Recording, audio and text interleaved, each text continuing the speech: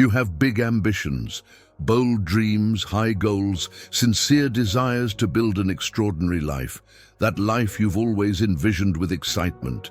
You want to succeed, grow, achieve, leave your mark on the world. But there's a silent obstacle that holds you back: shyness. You know what needs to be done.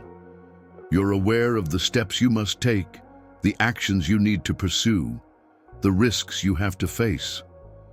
But for some reason, you hesitate.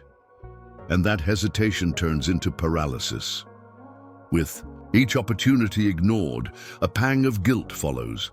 A bitter guilt, because deep down you know you're capable of so much more. You feel a vast potential inside you, trapped, suffocated by an invisible fear.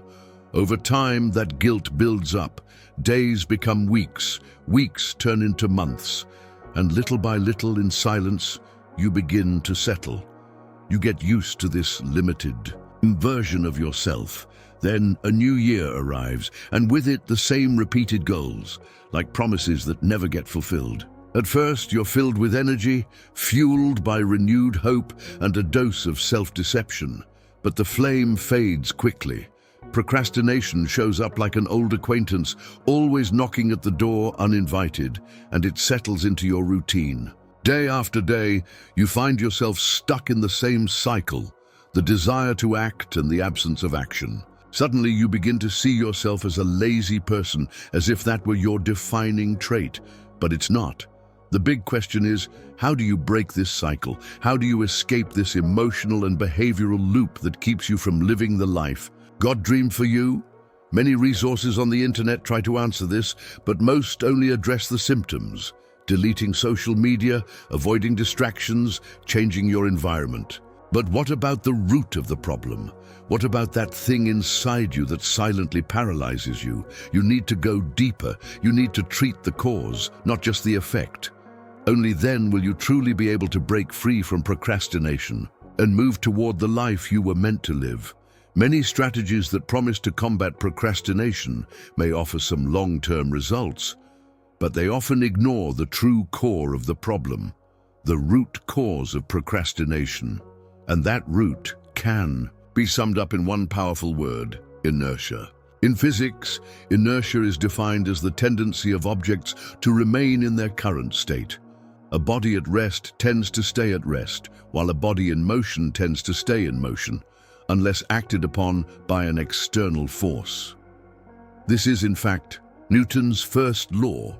Interestingly, this law doesn't only apply to the physical world, but also to our daily actions and tasks. Starting any task, no matter how small, requires an initial push, a minimum amount of mental or physical energy to overcome the state of rest.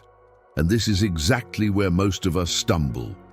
We create the idea in our minds that taking the first step is something enormous, almost insurmountable. Instead of facing the task, we distract ourselves with quick and empty rewards. Social media, short videos, notifications, which offer immediate pleasure driven by dopamine, but don't move us closer to our goals. To overcome procrastination, the secret is simple: break the inertia. And there are practical ways to do that.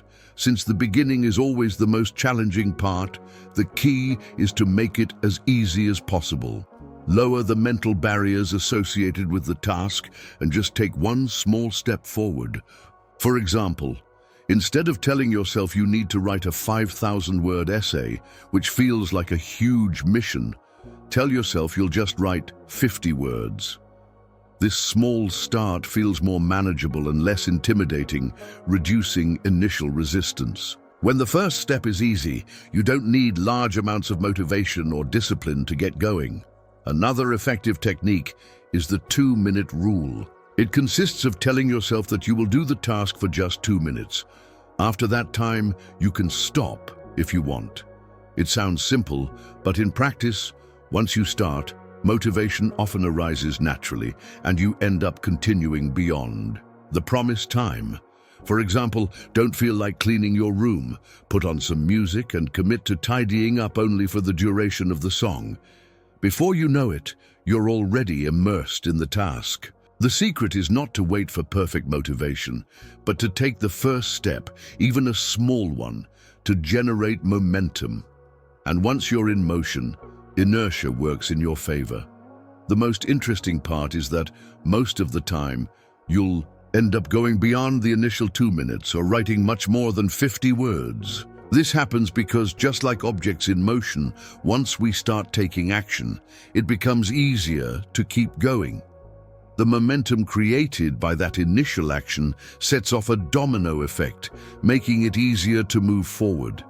At first, it feels like pushing a boulder uphill, but once you break through the barrier of inertia, everything starts to flow like a downhill roll. That's why it's essential that the first step be simple and accessible. Make the beginning so easy that it becomes almost impossible to say no.